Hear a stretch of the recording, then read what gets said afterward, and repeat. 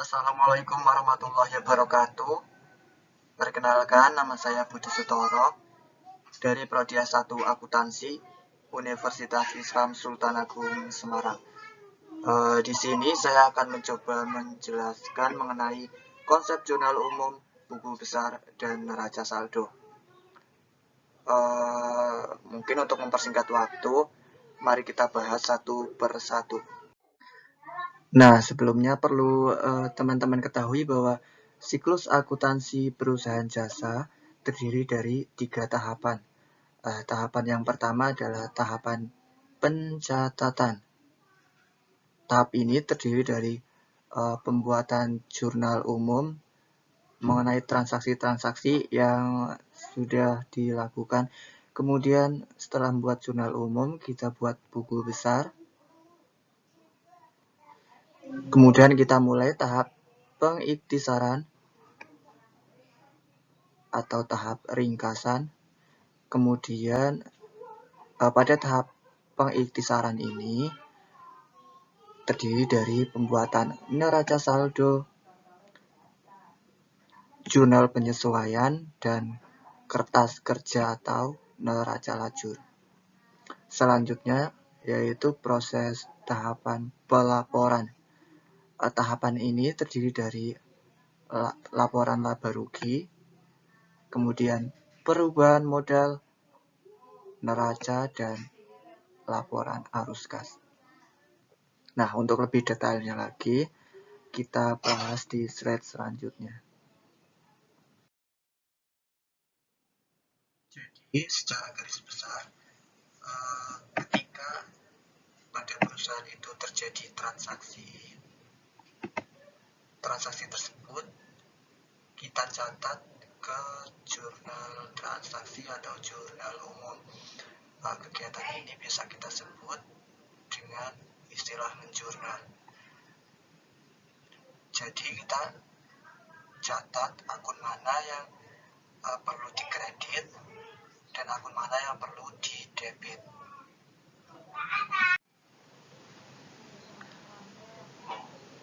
Nah, pencatatan ini dimaksudkan untuk mempermudah perusahaan untuk memperoleh informasi mengenai transaksi sesuai dengan nomor akun, nama akun, dan kronologis waktunya. Atau biasa kita sebut dengan metode accrual basing. Kemudian setelah kita selesai membuat jurnal umum, langkah selanjutnya adalah kita membuat buku besar.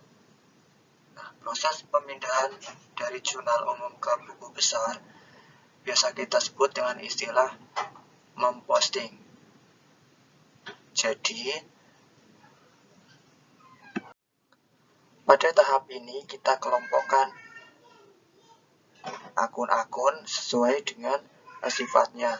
Misal, aset semua, kewajiban semua, kemudian akun ekuitas semua. Jadi kita kelompokkan sesuai dengan sifatnya. Kemudian setelah kita membuat buku besar, masing-masing akun itu kita entry atau kita masukkan ke neraca saldo. Nah, gunanya untuk apa? Gunanya itu untuk mengetahui bahwa apakah nominal di akun-akun buku besar itu balance atau tidak. Jika hasilnya antara saldo debit dan kredit itu tidak balance, maka dalam proses pembuatan buku besar itu telah terjadi kesalahan dan perlu dilakukan koreksi jurnal.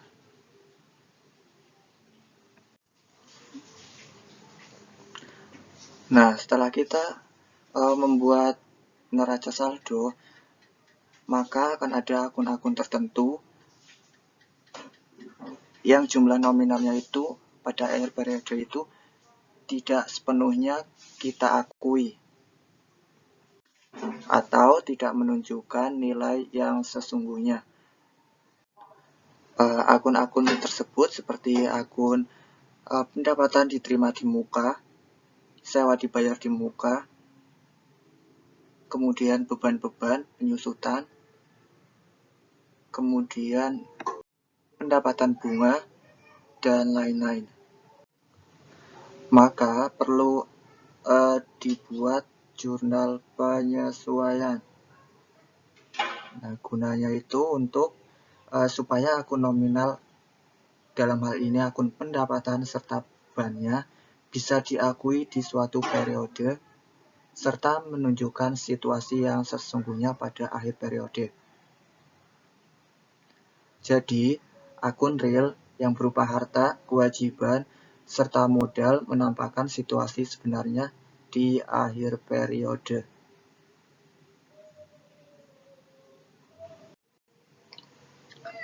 Setelah kita membuat jurnal penyesuaian, langkah selanjutnya adalah kita membuat neraca lajur.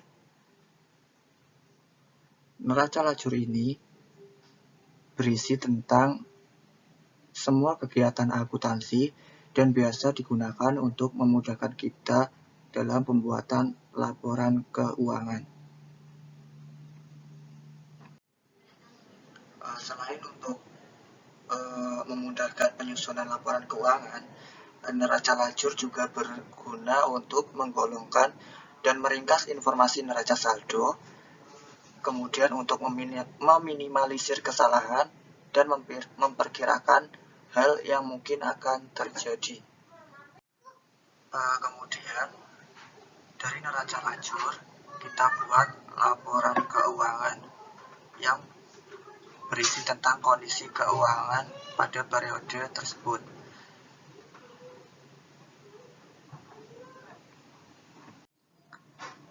Data laporan keuangan ini sangat berguna sekali bagi pihak internal perusahaan maupun pihak eksternal perusahaan, seperti investor. Setelah kita membuat laporan keuangan, langkah selanjutnya adalah kita membuat jurnal penutup. Nah, apa itu jurnal penutup? Jurnal penutup adalah jurnal yang dibuat pada akhir periode akuntansi untuk menutup akun-akun nominal sementara. Nah, akibat penutupan ini, saldo akun-akun tersebut akan menjadi 0 pada awal periode akuntansi. Akun yang ditutup adalah akun nominal dan akun pembantu modal. Setelah kita membuat jurnal penutup, langkah selanjutnya adalah kita membuat jurnal pembalik. Nah, apa itu jurnal pembalik? Jurnal ini merupakan jurnal yang sengaja dibuat perusahaan untuk membalik beberapa jurnal penyesuaian tertentu yang sudah disusun pada periode sebelumnya. Jadi, jurnal ini dibuat pada awal periode akuntansi berikutnya. Namun pada video kali ini, kita hanya akan membahas mengenai 3, yaitu jurnal transaksi, kemudian buku besar, dan neraca saldo. Nah, sebagai pengantar saja, teman-teman perlu mengetahui apa itu debit dan kredit. Jadi, debit itu adalah sisi di sebelah kiri, dan kredit adalah sisi di sebelah kanan. Setiap transaksi terjadi minimal akan terjadi perubahan satu di sisi debit dan satu di sisi kredit. Hasil akhirnya nanti antara sisi debit dan sisi kredit itu harus balance. Jika tidak balance, maka teman-teman telah melakukan kesalahan dalam penjurnalan maupun pemostingan dan perlu dibuatkan lagi koreksi jurnal. Nah, jika pada akun mempunyai sisi debit lebih besar dari sisi kredit, dinamakan saldo debit, dan jika pada akun mempunyai sisi kredit lebih besar dari sisi debit, dinamakan dengan saldo kredit. Selanjutnya adalah saldo normal. Saldo normal sendiri itu adalah saldo yang sesungguhnya. Tiap-tiap akun mempunyai saldo normal yang berbeda-beda. Untuk akun aset, memiliki saldo normal di debit. Artinya, akun ini akan bertambah di debit dan akan berkurang di kredit. Kemudian ada akun liability atau kewajiban, saldo normalnya adalah di kredit. Artinya, akun ini akan bertambah di kredit dan akan berkurang di kredit. Selanjutnya adalah ekuitas atau equity atau modal. Akun ini saldo normalnya adalah di kredit. Jadi akun ini akan bertambah di kredit dan akan berkurang di debit. Selanjutnya adalah revenues atau pendapatan, memiliki saldo normal di kredit, artinya akan bertambah di kredit dan akan berkurang di debit. Kemudian ada expenses atau biaya-biaya. Karena sifatnya itu mengurangi ekuitas, maka akun ini akan bertambah di debit dan akan berkurang di kredit. Jadi akun biaya itu berbeda antara tiga akun ini.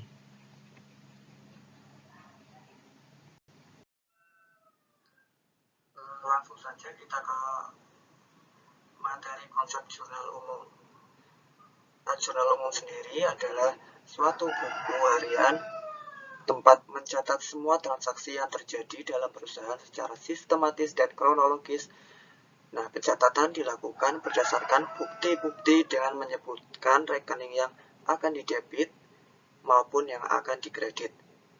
Nah, proses pencatatan ini biasa kita sebut dengan istilah menjurnal atau journalizing.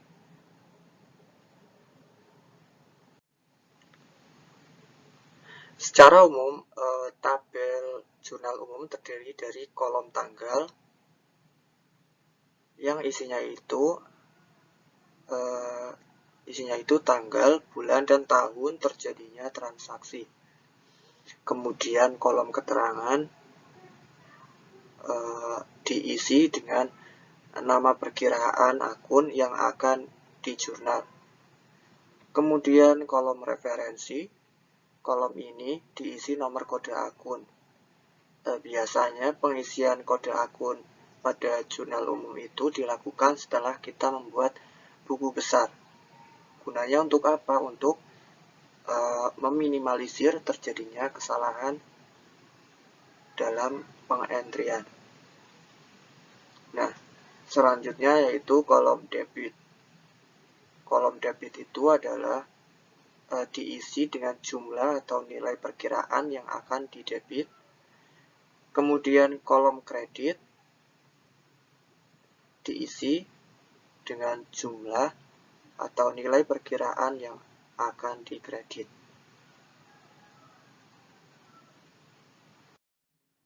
Lalu, apa saja manfaat menjurnal umum? Yang pertama yaitu untuk merekod atau mencatat semua transaksi dan kejadian atau peristiwa yang mengakibatkan perubahan posisi harta, utang, dan modal. Yang kedua, manfaat historis, yaitu mencatat transaksi kejadian yang telah berlalu secara urut atau kronologis. Yang ketiga yaitu analisis, artinya jurnal umum untuk menganalisis pengaturan transaksi kejadian terhadap posisi harta, utang, dan modal, sehingga dapat diketahui akun mana yang akan bertambah dan akun mana yang akan berkurang. Selanjutnya itu manfaat instruktif, artinya jurnal umum akan memberikan instruksi atau perintah untuk mencatat atau menggolong-golongkan. Yang terakhir adalah manfaat informatif. Artinya, akan memberikan penjelasan tentang waktu dan peristiwa ekonomi yang terjadi, pengaruhnya terhadap akun yang bersangkutan, nama debitur atau kreditur. Ini sudah saya buatkan mengenai contoh transaksi yang terjadi pada perusahaan jasa servis dengan nama Solusi Service yang terjadi pada periode bulan Oktober tahun 2020. Bisa dilihat teman-teman.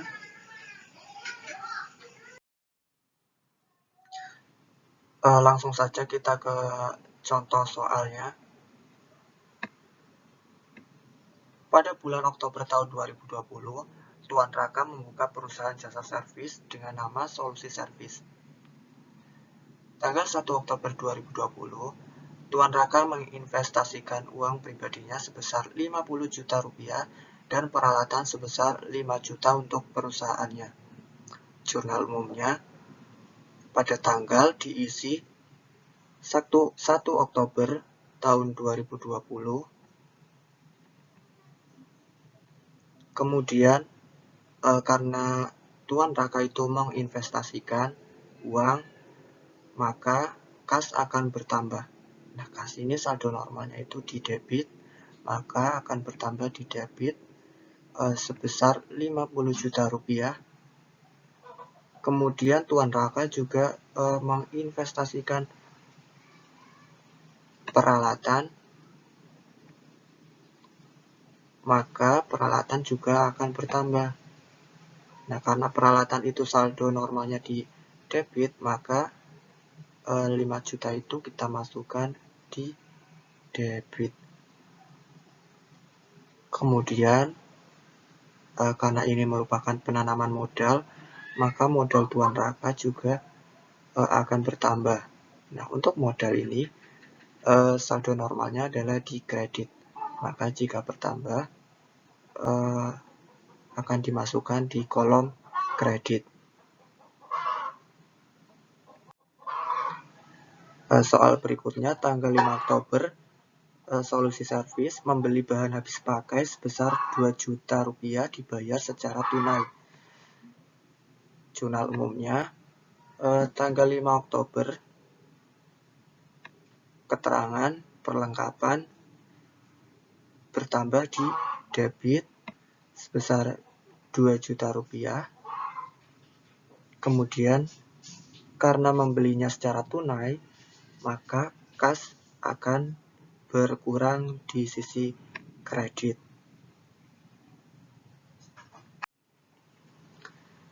Kemudian tanggal 9 Oktober, Solusi Service menerima pendapatan jasa servis sebesar 10 juta rupiah dari customer. Jurnal umumnya tanggal diisi tanggal 9 Oktober. Karena perusahaannya menerima pendapatan, maka kas akan bertambah di debit sebesar 10 juta rupiah. Kemudian pendapatan jasa karena saldo normalnya di kredit, maka akan bertambah di sisi kredit sebesar 10 juta rupiah. Kemudian selanjutnya pada tanggal 13 Oktober, Tuan Raka mengambil uang perusahaan sebesar 7.500.000 rupiah untuk keperluan pribadinya. Jurnal umumnya adalah tanggal 13 Oktober, keterangan brief Tuan Raka di debit sebesar 7.500.000 rupiah. Kemudian karena Tuan Raka ini mengambil uang perusahaan, maka otomatis kas akan berkurang di kredit sebesar 7.500.000 rupiah. Kemudian tanggal 15 Oktober membeli kendaraan untuk kegiatan operasional kerja dengan harga faktur sebesar Rp35 juta dan biaya pengurusan BPKB sebesar 8 juta. Dibayar kas 25 juta, sisanya dibayar kemudian. Nah, jurnal umumnya itu bagaimana? Nah, pertama itu kita jumlahkan berapa harga keseluruhan kendaraan tersebut, yaitu dengan kita menjumlahkan jumlah harga faktur dan biaya pengurusan BPKB. 35 juta ditambah 8 juta sama dengan 43 juta rupiah. Ini merupakan harga keseluruhan kendaraan.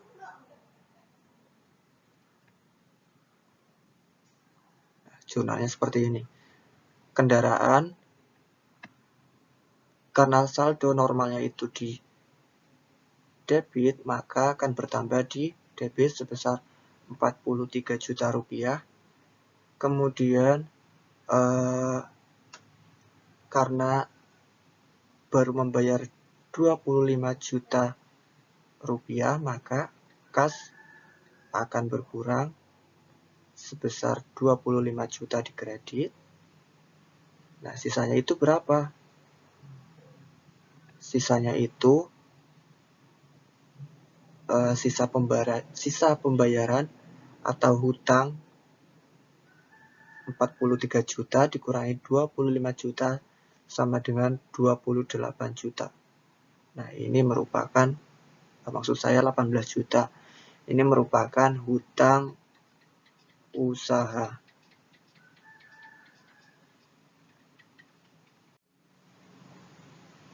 Kemudian selanjutnya tanggal 19 Oktober menyelesaikan jasa servis sebesar 10 juta rupiah. Pembayaran akan diterima 1 bulan ke depan. Jurnal umumnya tanggal 19 Oktober. Karena pembayaran diterima 1 bulan ke depan, ini akan menjadi piutang usaha. Maka piutang usaha, jurnal umumnya piutang usaha bertambah di debit karena saldo normal itu di debit. Kemudian karena telah menyelesaikan pekerjaan jasa, maka pendapatan jasa akan bertambah di kredit.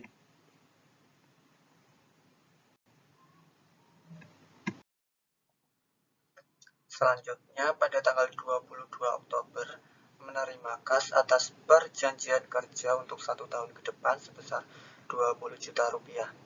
Jurnal umumnya tanggal 22 Oktober. Karena ini menerima pendapatan, maka kas akan bertambah di debit sebesar 20 juta. Kemudian pendapatan diterima di muka, karena saldo normalnya itu di kredit, maka akan bertambah di kredit sebesar 20 juta rupiah. Kemudian soal selanjutnya, tanggal 26 Oktober membayar hutang pada transaksi tanggal 15 Oktober sebesar 8 juta rupiah.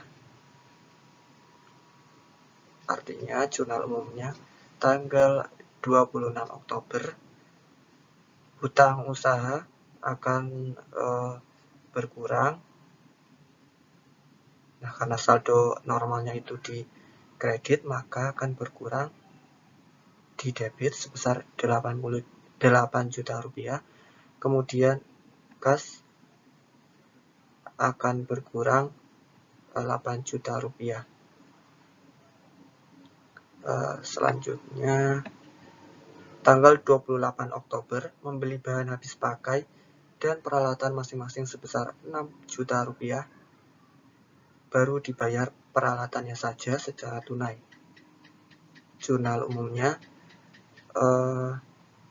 tanggal 28 Oktober. Kemudian membeli bahan habis pakai, maka perlengkapan akan bertambah di debit karena saldo normalnya di debit sebesar 6 juta. Kemudian Peralatan juga akan bertambah sebesar 6 juta. Nah, karena pembayaran baru dibayar peralatannya saja, maka kasnya akan berkurang di kredit sebesar 6 juta rupiah. Sisanya 6 juta itu hutang usaha sebesar 6 juta di kredit.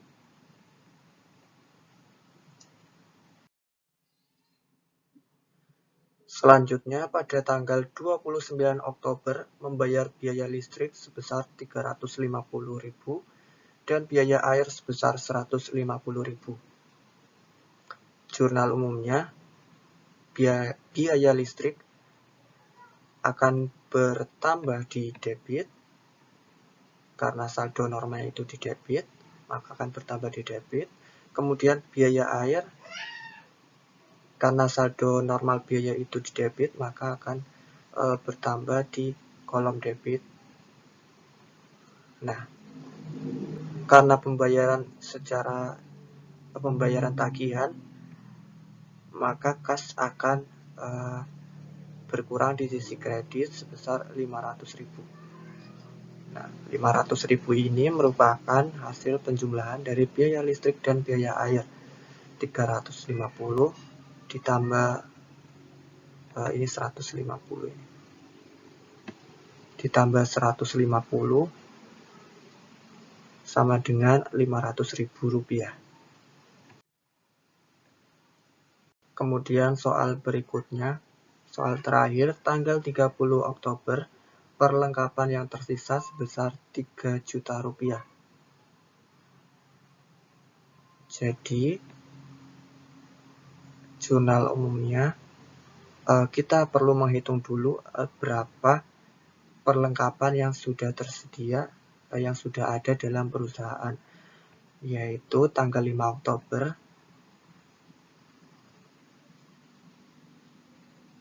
pembelian perlengkapan 2 juta, kemudian tanggal 28 Oktober sebesar 6 juta. Semua perlengkapan dijumlah, hasilnya 8 juta rupiah. Nah, karena yang tersisa ini 3 juta, maka kita perlu mencari berapa biaya perlengkapan yang telah dikeluarkan. Caranya yaitu dengan mengurangkan jumlah seluruh perlengkapan yang tersedia dikurangi 3 juta. Hasilnya adalah 5 juta rupiah. Ini merupakan biaya perlengkapan. Maka biaya perlengkapan akan bertambah di debit karena saldo normalnya di debit sebesar 5 juta rupiah. Kemudian perlengkapan akan berkurang di kredit sebesar 5 juta rupiah. Jadi seperti ini tampilan jurnal umum setelah kita gabung. Di sini ada solusi service, yaitu nama perusahaan, kemudian jurnal umum, kemudian ini adalah periodenya. Berakhir sampai 31 Oktober tahun 2020.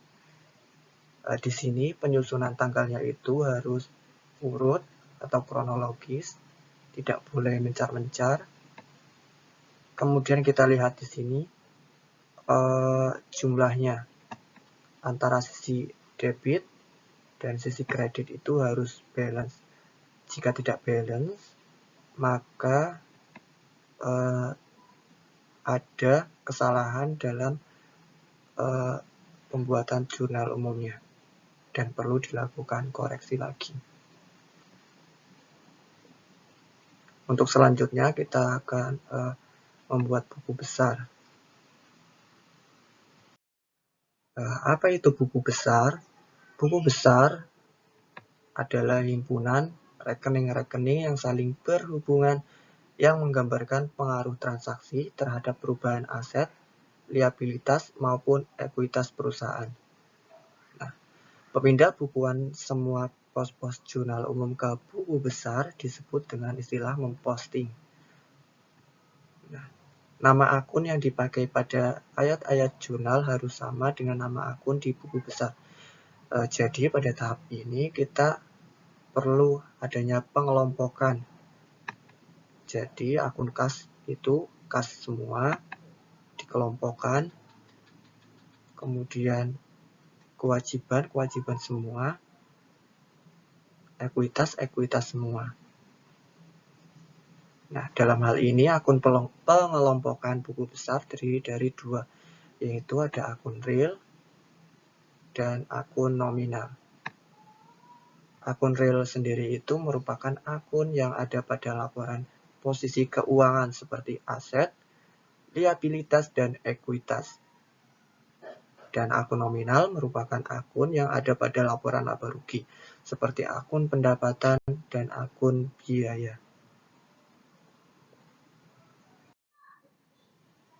Yang selanjutnya adalah fungsi buku besar.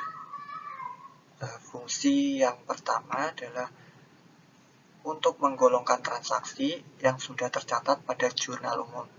Kemudian untuk memberi ringkasan kumpulan data transaksi yang sudah tergolongkan berdasarkan kesamaan sifat. Artinya, dalam buku besar ini kita tahu akun-akun mana yang masuk ke dalam kas, kemudian pendapatan,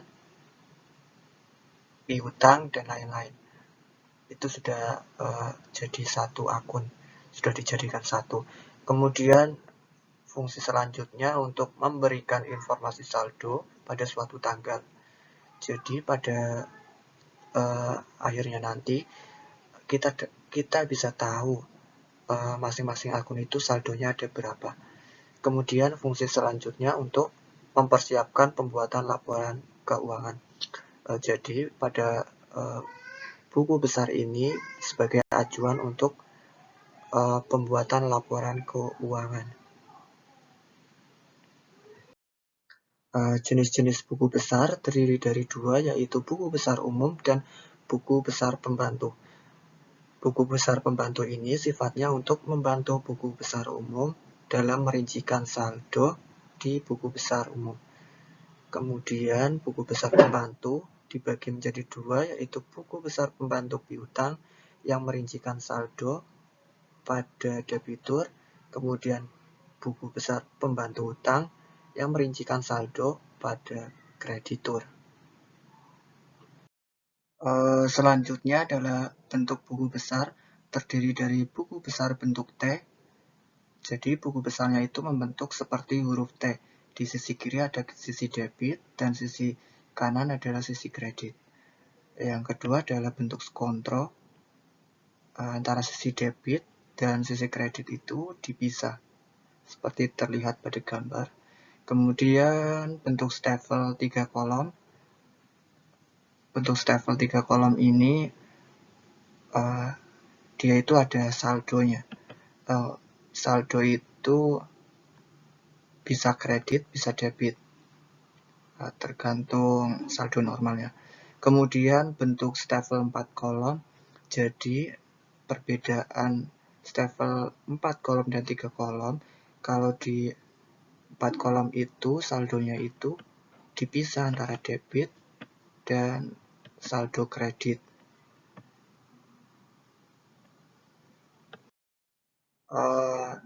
Selanjutnya yaitu memindahkan jurnal umum ke buku besar. Nah, sebelum teman-teman memindahkan jurnal umum ke buku besar ini, teman-teman perlu mengidentifikasikan akun-akun apa saja yang dipakai pada jurnal umum. Nah, jadi konsepnya itu teman-teman harus bisa memisahkan atau menggolongkan akun-akun itu sesuai dengan sifatnya. Seperti harta, ada akun kas, akun piutang usaha, perlengkapan, kendaraan, dan peralatan. Teman-teman itu harus bisa memisahkan akun-akun tersebut.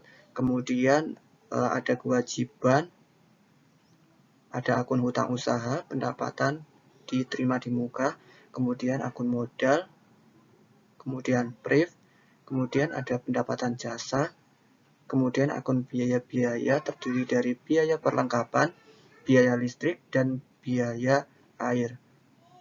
Di sini teman-teman harus bisa memisahkan atau menggolongkan. Jadi akun kas sendiri, piutang usaha, piutang sendiri, perlengkapan sendiri, dan seterusnya. Di sini juga teman-teman perlu mengetahui nomor akun yang dipakai pada perusahaan. Jadi tiap perusahaan itu mempunyai nomor akun yang berbeda-beda. Jadi ini teman-teman harus bisa mengetahuinya untuk kemudian kita posting ke buku besar. Lalu bagaimana proses pemindahan jurnal umum ke buku besar? Secara umum bentuknya itu, bentuk buku besar itu di sini ada kop yang berisi nama perusahaan, kemudian buku besar, kemudian periode berakhirnya buku besar tersebut. Kemudian kas kita pindahkan sebagai nama akun.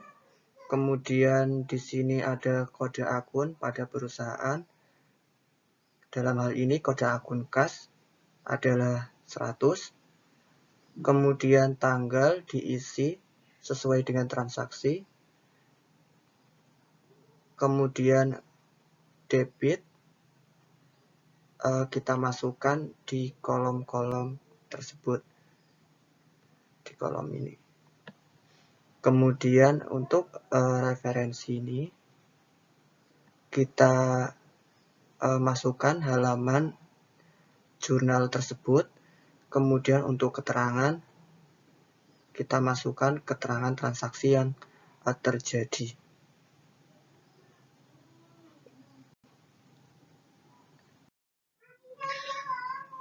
Nah, untuk selanjutnya jurnal umum yang telah kita buat tadi kita posting ke buku besar. Di sini ada kopnya. Tadi sudah dijelaskan. Kemudian di sini ada akun kas, akun yang akan kita buat. Kemudian di sini ada kode akun kas dalam hal ini adalah 100. Kemudian kita lihat di jurnal umum. Di sini tanggal 1 terjadi transaksi yang mengakibatkan kas bertambah di debit sebesar 50 juta.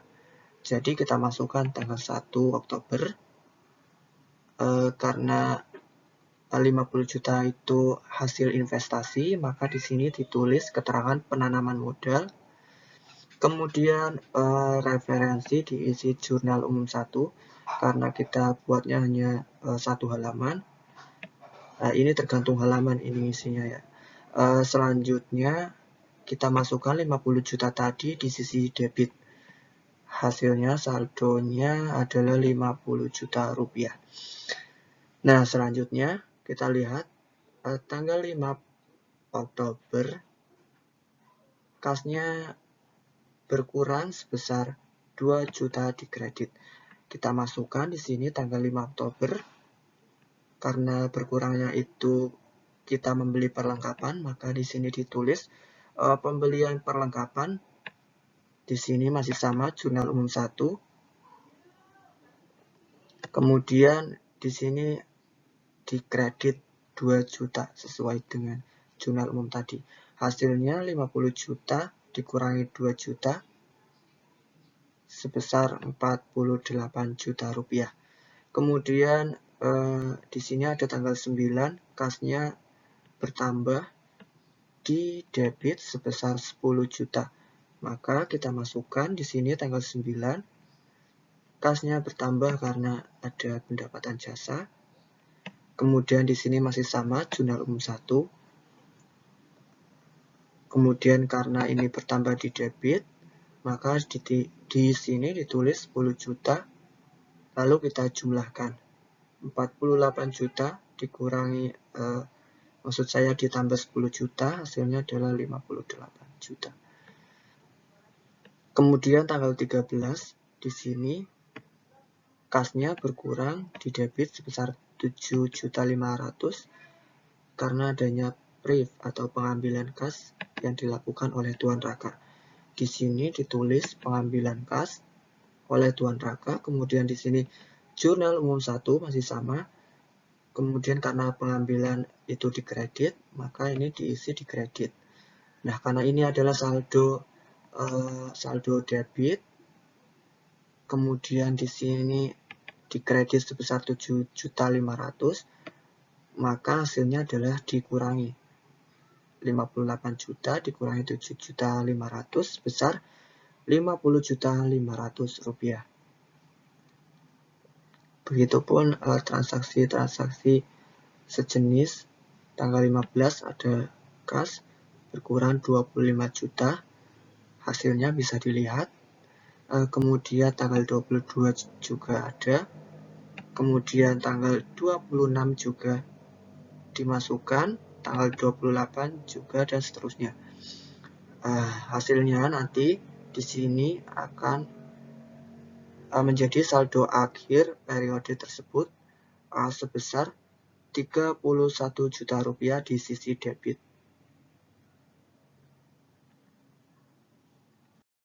Nah, selanjutnya adalah sesuai urutannya adalah akun piutang usaha. Kita lihat pada jurnal umum piutang usaha tanggal 19 Oktober sebesar 10 juta. Kita masukkan di sini tanggal 19 Oktober. Keterangannya adalah penyelesaian jasa. Jurnal umumnya masih sama, jurnal umum 1.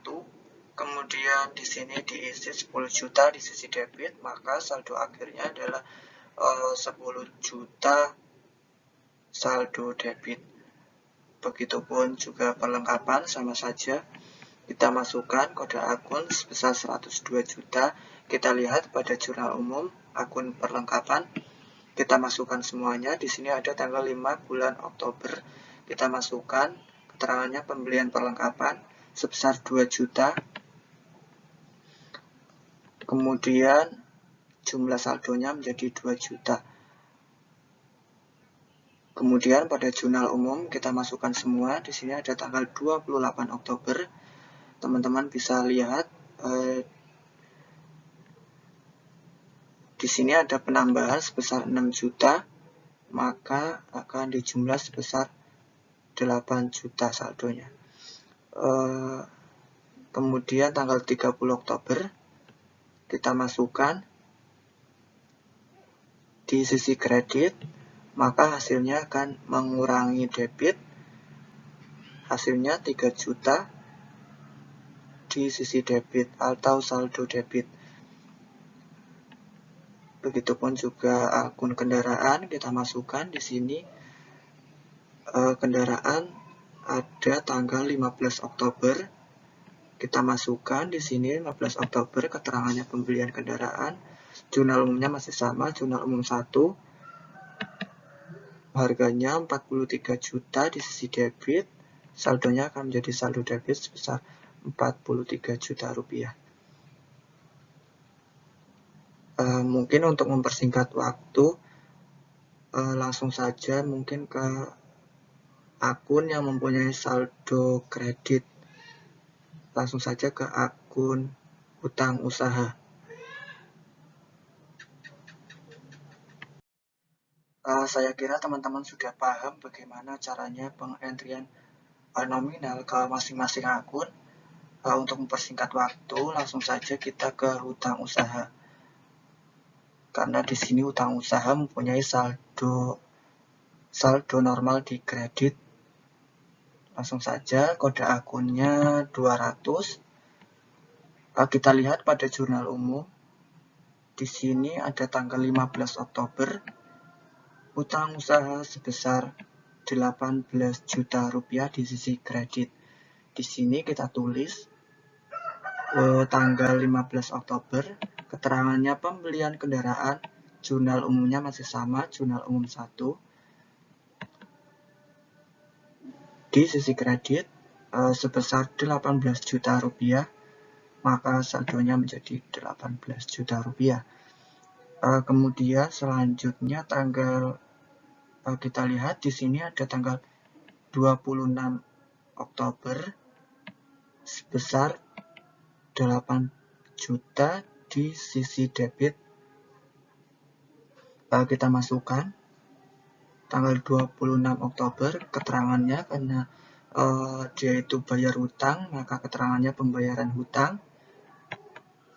Jurnal umumnya jurnal umum 1, karena bayar maka di sini di sisi debit sebesar 8 juta.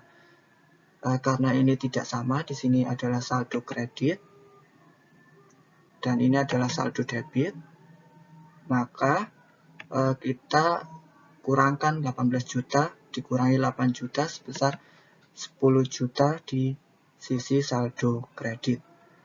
Selanjutnya tanggal 28 Oktober kita lihat di sini ada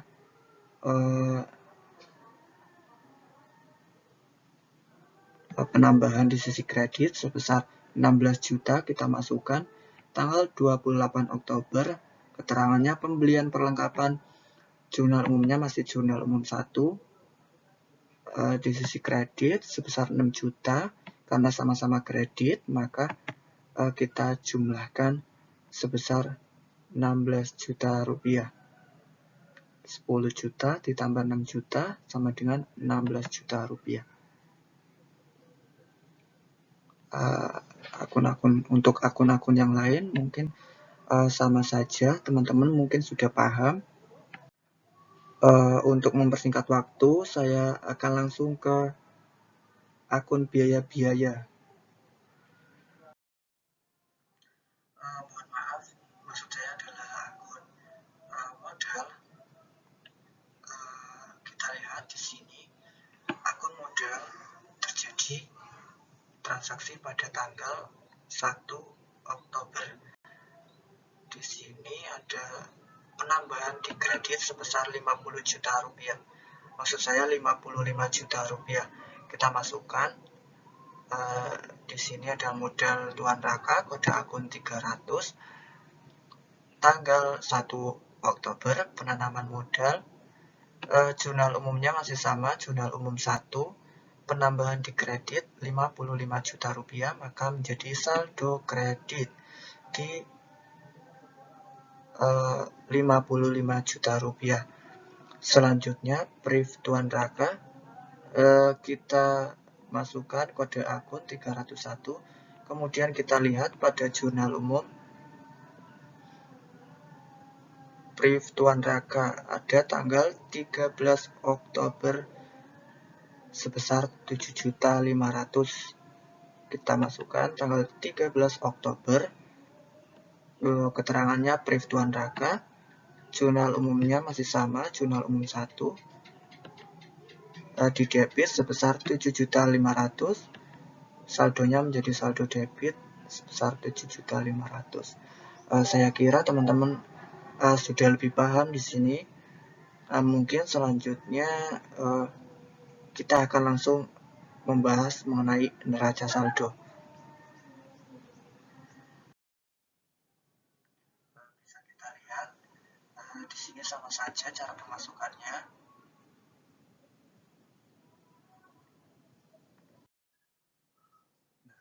Apa itu neraca saldo? Neraca saldo adalah daftar seluruh akun dengan mencatat di debit dan di kredit untuk melihat apakah saldonya sudah seimbang. Nah, apabila perkiraan buku besar telah di debit dan di kredit untuk setiap transaksi selama satu periode akuntansi, besarnya saldo sudah tampak. Jadi, jumlah saldo di debit akan sama dengan jumlah saldo di kredit. Nah, bagaimana jika saldonya itu tidak seimbang atau tidak balance? Maka perlu dibuat lagi jurnal koreksi untuk menyeimbangkan antara saldo di debit maupun saldo kredit. Nah, untuk itu secara berkala dibuat daftar yang disebut dengan neraca saldo.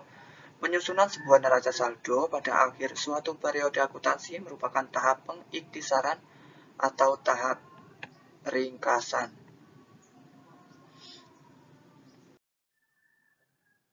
Neraca saldo mempunyai beberapa fungsi. Fungsi yang pertama adalah fungsi persiapan. Fungsi persiapan gunanya untuk mempersiapkan pembuatan laporan akhir keuangan Hal ini tentunya akan memudahkan kegiatan keuangan sebuah perusahaan. Yang kedua yaitu fungsi pencatatan. Fungsi pencatatan neraca saldo yaitu sebagai pencatatan di dalam ilmu akuntansi. Pencatatan merupakan fungsi utama dan melalui neraca saldo hal-hal yang dicatat adalah data-data pada setiap akun rekening. Berikutnya yaitu fungsi koreksi. Dengan adanya neraca saldo ini, maka bisa diketahui jika ada kesalahan pencatatan seperti kurang atau berlebihnya saldo yang dicatat. Yang selanjutnya yaitu fungsi monitoring. Fungsi ini melakukan pengawasan pada setiap akun dalam keuangan perusahaan.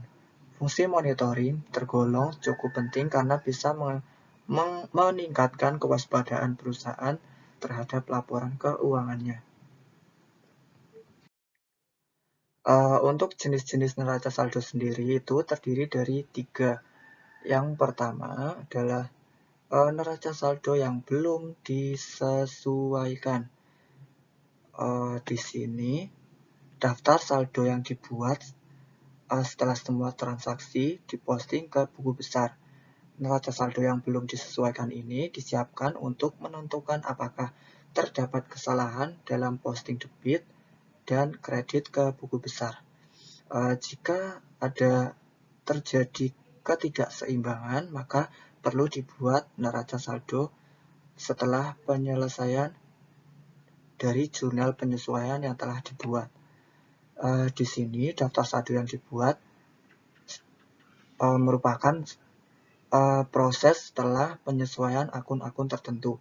Jika kita menggunakan prinsip akuntansi berbasis akrual, maka ada beberapa akun yang perlu penyesuaian sebelum menyusun laporan keuangan. Seperti yang telah disinggung di awal tadi, akun-akun tersebut seperti piutang, pencadangan piutang, kemudian sewa dibayar di muka, pendapatan diterima di muka, pendapatan bunga, kemudian biaya depresiasi, dan biaya lain-lain. Di sini yang ketiga adalah neraca saldo penutup atau closing trial balance. Di sini daftar saldo yang digunakan untuk memastikan bahwa buku besar telah memiliki saldo untuk awal periode berikutnya. Jadi neraca saldo ini digunakan untuk saldo yang digunakan untuk awal periode berikutnya. Selanjutnya yaitu pembuatan neraca saldo. Di sini ada kopnya. Solusi servis neraca saldo periode berakhir sampai 31 Oktober tahun 2020. Kita lihat di sini ada kode akun, yaitu kode akun pada tiap-tiap akun. Kemudian di sini ada akun, kemudian referensi, debit, apakah saldo akhir pada buku besar di debit atau di kredit. Kemudian kita lihat pada buku besar untuk kas itu mempunyai saldo akhir di debit sebesar 31 juta rupiah. Jadi 31 juta rupiah ini yang akan kita tulis ke sini, ke saldo debit di neraca sebesar 31 juta rupiah. Begitupun juga dengan akun-akun yang lain, kita masukkan. Selanjutnya akun piutang usaha, kita lihat di buku besar saldonya di debit sebesar 10 juta. Maka kita masukkan di sini piutang usaha sebesar 10 juta di debit. Kemudian selanjutnya akun perlengkapan, kita lihat di buku besar saldo akhirnya adalah 3 juta di sisi debit. Kita masukkan perlengkapan di sisi debit sebesar 3 juta rupiah. Kemudian Kita lihat di buku besar selanjutnya kendaraan. Saldo akhirnya adalah 43 juta di sisi debit. Kita masukkan kendaraan 43 juta di sisi debit. Selanjutnya akun hutang usaha. Kita lihat di buku besar saldo akhirnya adalah maksud saya peralatan. Kita lihat saldo akhirnya adalah 11 juta di sisi debit. Kita masukkan 11 juta di debit pada neraca. Kemudian selanjutnya hutang usaha. Kita lihat bahwa di situ saldo akhirnya adalah 16 juta di sisi kredit. Kita masukkan. Begitupun dengan akun-akun yang lainnya. Kita masukkan sesuai kondisi di buku besar pada periode tersebut.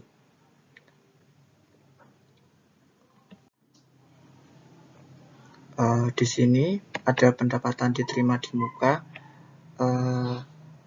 Hasil akhir saldo buku besar adalah 20 juta di sisi kredit. Kemudian modal tuan raka, saldo buku besarnya ada 55 juta di sisi kredit. Kemudian priv tuan raka, saldo di debit sebesar 7.500.000. Kemudian pendapatan jasa 20 juta di sisi kredit.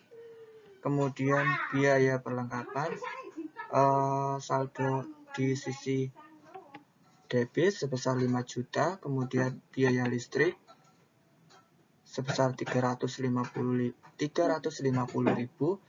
Kemudian biaya air di buku besar sebesar 150 juta di sisi debit.